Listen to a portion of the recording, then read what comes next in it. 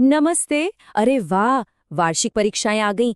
और कभी-कभी लगता है ना कि ये कितनी मुश्किल होंगी, पर घबराने की कोई बात नहीं है।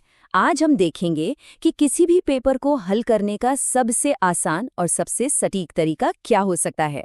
तो चलिए आज हम सब मिलकर कक्षा 11 के पशुपालन, दुग्ध व्यवसाय, मुर्गी पालन और मत्स्य पालन वाले पेपर को एकदम मक्खन की तरह आसान बनाते हैं।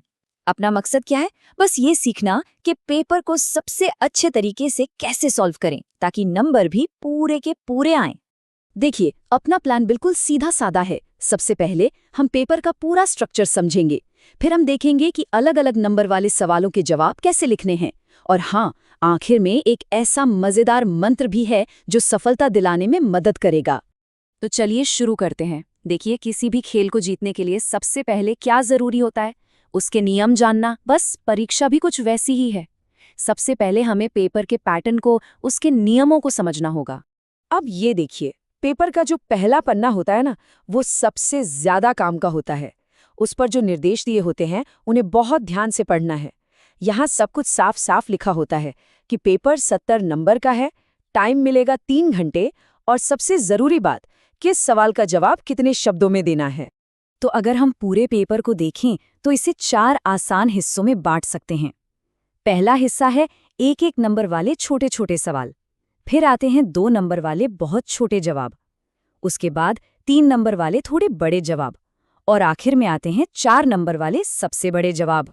चलिए, अब आते हैं सबसे पहले हिस्से पर। ये वो सवाल हैं जो फटाफट नंबर दिलाते हैं। बस थोड़ा सा ध्यान देने की जरूरत है और मार्क्स पक्के। इन सवालों की सबसे अच्छी बात क्या है कि इनमें ज्यादा लिखना ही नहीं पड़ता। या तो सही ऑप्शन चुनना है, या खाली जगह भरनी है, या फिर सही जोड़ी मिलानी है। ये बस ये देखते हैं कि आपको टॉपिक की पक्की जानकारी है या नहीं। तो फिर इन सवालों को हल करने का सबसे बेस्ट तरीका क्या है? देखिए, सबसे पहले तो सवाल को बहुत गौर से पढ़ना है। जब सही विकल्प चुनना हो तो पहले उन ऑप्शंस को हटा दो जो बिल्कुल गलत हैं।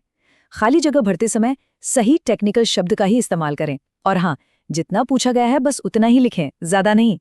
चलिए अब आगे बढ़ते हैं 2 नंबर वाले सवालों की तरफ। यहाँ पर जवाब छोटा लिखना है, लेकिन एकदम पॉइंट टू पॉइंट, बिल्कुल सटीक।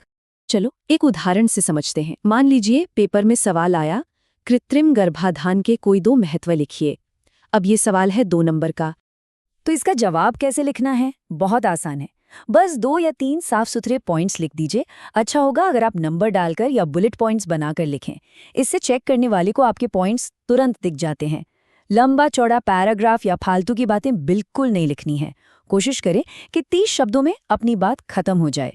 ठीक है, अब आते हैं उन सवालों पर जिनमें हमें थोड़ा सा और ज्यादा लिखना होता है।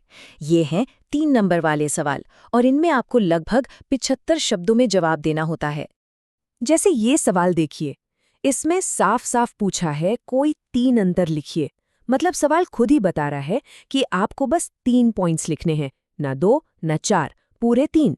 हर पॉइंट को बस 1-2 लाइन में समझा दीजिए और बस जवाब पूरा। और हाँ, ये तैयारी का एक बहुत ही शानदार तरीका है। अगर आप पढ़ाई करते समय ही ऐसे पॉइंट्स में नोट्स बनाते हैं ना, तो एग्जाम में 3 और 4 नंबर वाले सवालों के जवाब लिखना बच्चों का खेल हो जाता है। बस अपने बनाए हुए पॉइंट्स को याद करो और लिख दो। और अब हम पहुंच गए हैं पेपर के सबसे आखिरी और सबसे जरूरी हिस्से पर। ये है 4 नंबर वाले बड़े सवाल।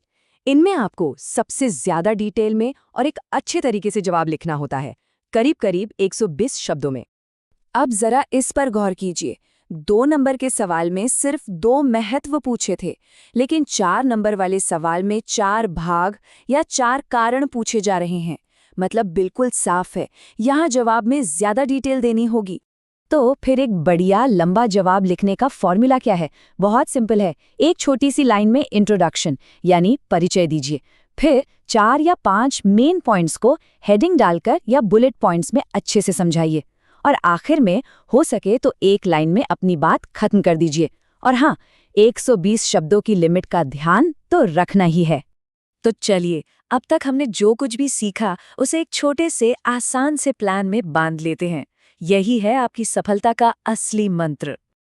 तो अपनी जीतने की स्ट्रैटेजी क्या बनी?